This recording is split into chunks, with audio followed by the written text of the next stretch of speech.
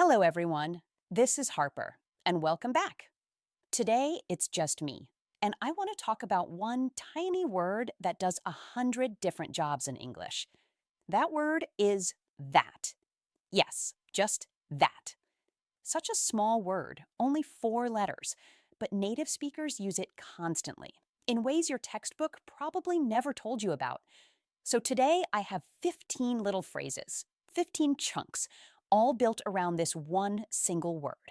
And by the end, I promise you'll start hearing them everywhere in movies, in songs, in real conversations. Let's get into it. Okay, the first one, thank you for that. Now, you already know thank you, right? Everybody learns that on day one. But listen to the small difference here. If your friend gives you some advice, or explains something confusing, or maybe just says something kind to you, you can reply, thank you for that. The word that points back to the specific thing they just did or said. It feels warm. It feels personal. Imagine someone explains how to fix your phone, and you say, oh, thank you for that. Or someone gives you a compliment on a hard day, and you say, really, thank you for that. It sounds so much more natural and native than just a plain thank you. It tells the other person, I noticed exactly what you did, and I appreciate it. Try it this week. The next time someone helps you, even with something tiny, just add those 2 words. Thank you for that. You'll feel the difference immediately. Number 2, this and that. This is a lovely little phrase, and it means small, random things. Nothing important, nothing specific, nothing you really want to list out. Imagine someone asks you, what did you do this weekend? And honestly, you didn't do anything special. You can just say, oh, this and that. It means a little bit of everything, and nothing in particular. I cleaned a little, I watched something, I texted a friend, I took a nap. But instead of listing all of that, you simply say, this and that. It's the perfect answer when you don't want to give a long explanation or when you genuinely just did a bunch of small, ordinary things. What have you been buying lately? Oh, this and that. What did you talk about? This and that. It keeps things light and relaxed. Number 3, how about that? Now, be careful here because this one is all about surprise. When something surprises you, something unexpected, something kind of impressive, you say, how about that? Picture this. Your quiet coworker, the one who never says much, suddenly wins a big competition. How about that? Your favorite team finally wins after losing for months and months. How about that? It's an expression of mild, pleasant surprise. It's like saying, wow, I really did not expect this, but how nice. There's a little admiration in it too. You can say it slowly, with a little smile. How about that? People use it when they hear good news that catches them off guard. It's friendly, it's positive, and it sounds wonderfully natural. Number 4, it's not that, and I'm leaving this one open on purpose because it almost always continues into something more. We use this when we want to correct an idea or gently push back on an assumption. For example, it's not that I don't like coffee, I just prefer tea. Do you see the pattern? It's not that something, then a comma, then the real reason. It's a polite, soft way to disagree or to explain yourself. It's not that the movie was bad, it was just too long. It's not that I'm angry, I'm just a little tired today. You're telling the other person the obvious explanation is wrong, so let me give you the true one. It's incredibly useful when you sense someone has misunderstood you, and you want to clear things up kindly without sounding defensive. Number 5, it's that simple. This one is powerful, and it carries a lot of confidence. You use it right after explaining something to show that the thing is genuinely easy. There's no trick, no hidden difficulty, no secret step. You just press the button and it works. It's that simple. The word that here means to that level or to that degree. It's simple to that exact amount. When you finish giving someone instructions and you want to reassure them, you end with, it's that simple. It removes their fear. You water it once a week. That's all you do. It's that simple. It tells the listener, don't overthink this. You've already understood everything you need to know. Number 6, it's as simple as that. And this is the bigger, stronger brother of number 5. Same basic idea, but more final, more complete. You water the plant once a week, and it stays alive. It's as simple as that. You're closing the topic completely. You're saying, there is nothing more to add. This is the whole truth. End of story. If you want something, you have to work for it. It's as simple as that. People use this when they feel completely sure, when they want to make a point land with weight. It has a little bit of finality in it, a little drama. It's as simple as that.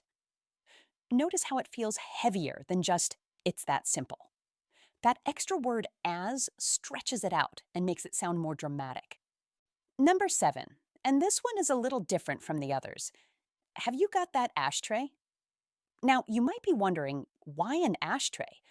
Well, the real lesson here isn't the ashtray at all. It's the word that placed before a noun. When you say that ashtray, you mean one specific one, a particular one that you and the other person both already know about, often something at a little distance from you. Have you got that book I lent you? Have you got that charger, the white one? That plus a noun points to a specific particular thing, usually something already mentioned in the conversation, or something a bit far away.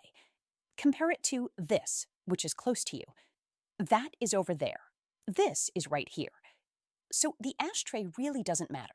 The pattern is what matters. That thing, the one we both have in mind. Number 8, that's just it. Oh, I really love this one. You use it in the moment when someone finally understands the main point, the very heart of the matter, or the problem. Your friend says, so wait, you're tired all day because you keep staying up too late at night? And you say, that's just it. It means, yes, exactly. You found the key thing. It's like a little light turning on in the conversation. That's just it. You've got it now. It carries a feeling of relief, like finally you understand what I've been trying to say. Native speakers use it constantly when someone hits the nail on the head. That's just it. So simple, so satisfying. Number 9, that's the thing. Very, very similar and just as common in everyday speech. You use it to introduce the important point, and very often that point is a problem or a complication. Someone asks, well, why don't you just call them and ask? And you sigh and say, well, that's the thing. I lost their number. It signals to the listener, here comes the complication. Here comes the real issue I've been dealing with. That's the thing. It prepares them for the difficult part. Why didn't you take the job? That's the thing. The salary was actually lower. Native speakers say this all the time, right before they explain why something is tricky or why a simple solution won't actually work. Number 10, that's the stuff. This one is fun, casual, and very positive. You say it when something is exactly right, exactly what you wanted or needed in that moment. You take a sip of hot soup on a freezing cold day, and you go, that's the stuff. It means, yes, this is perfect. This is exactly what I needed. It's happy, it's satisfied, it's a little bit playful. Your favorite song comes on the radio, and you turn it up and say, that's the stuff. You finally sit down after a long day with a warm cup of tea. That's the stuff. Use it whenever something just hits the spot perfectly. It's the sound of pure satisfaction. Quick pause. I want to ask you something, and please answer me in the comments below. Which of these phrases have you actually heard before but never used yourself? Be honest with me. When I was learning languages, there were always so many phrases I recognized when other people said them, but I felt too shy or unsure to try them on my own. They sat in my head, unused for years. So tell me, which that phrase are you going to try first? Write it down in the comments. Even one short sentence is wonderful practice, and I genuinely read every single comment. Don't be shy. This is exactly how these little phrases move from your ears into your own mouth. Okay, let's keep going. Number 11. Not that again. This one carries a little feeling inside it, usually mild annoyance or tiredness. Something happens that you have already seen many, many times before, and you're really not happy to see it again. The internet stops working for the third time in one day, and you groan. Oh, not that again. Your neighbor starts playing that same loud music late at night. Not that again. Your computer shows the same error message. Not that again. It means this thing is happening once more, and honestly, I'm tired of it. There's real emotion in it, a soft, frustrated complaint. You can almost hear the sigh attached to it. Not that again. Number 12. It's just that, and like number 4 earlier, this one stays open because it leads straight into a reason or an explanation. We use it to gently explain ourselves, especially when we feel a little awkward or when we're softly turning something down. I'd really love to come. It's just that I'm completely exhausted tonight. Do you see how soft and kind that sounds? It's just that, then a comma, then your honest, gentle reason. It helps you explain yourself without sounding rude or cold. I'm not saying no to be difficult, it's just that I already promised someone else. It cushions the message. It tells the other person, please don't take this the wrong way. Here is the real simple reason. It's one of the kindest little phrases in English. Number 13. There's something in that. This is a thoughtful, slightly more mature one. You say it when someone makes a good point, an idea that's genuinely worth considering, even if you hadn't thought of it that way before. Maybe your friend suggests, you should probably take more breaks while you study. And you pause, you think about it, and you say, hmm, there's something in that. It means that idea actually has real value. You might be onto something. It's a respectful, open-minded way to agree, to admit that the other person has made a smart observation. There's something in that. It makes you sound wise and willing to listen, rather than someone who always thinks they're right. People appreciate it when you say this, because it shows you're truly considering their words. Number 14. That's the question. You use this one when someone asks about the single thing that nobody actually knows the answer to, the real mystery at the center of everything. Will it rain on the day of our big trip? That's the question. Will the new plan actually work? That's the question. It highlights deep uncertainty. It tells the other person, yes, that is exactly the thing we are all wondering about. And no, I don't have the answer either.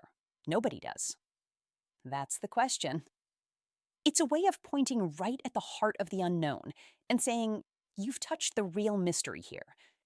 There's something almost philosophical about it, a little dramatic, a little honest. And finally, number 15. That's that. This one is short and firm, and it means it's finished, it's decided, there is nothing more to say about it. You make a final decision and you close the topic completely. We're not buying the car, and that's that. It's firm, it's final. It marks the absolute end of the discussion. You finish washing the very last dish. You dry your hands and you say, well, that's that. Done. Complete. Over. Sometimes it's a serious decision, like, I quit, and that's that. And sometimes it's just a quiet little ending to a small task. That's that. All finished. Either way, it draws a clear line. The conversation or the job is now closed. So let's do a quick recap together, because remembering is where the real magic happens. We started with thank you for that, which is how you thank someone for a specific thing they did. Then this and that, which means small, random, unimportant things. How about that? For pleasant surprise. It's not that, for correcting an idea or assumption. Then we had two close cousins. It's that simple, and it's as simple as that. Both for showing that something is genuinely easy, with the second one being stronger and more final. Then that ashtray, that book, that charger. where that plus a noun points to one specific thing.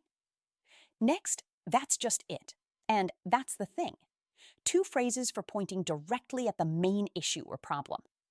That's the stuff, for when something is exactly what you wanted. Not that again, for tired, frustrated annoyance.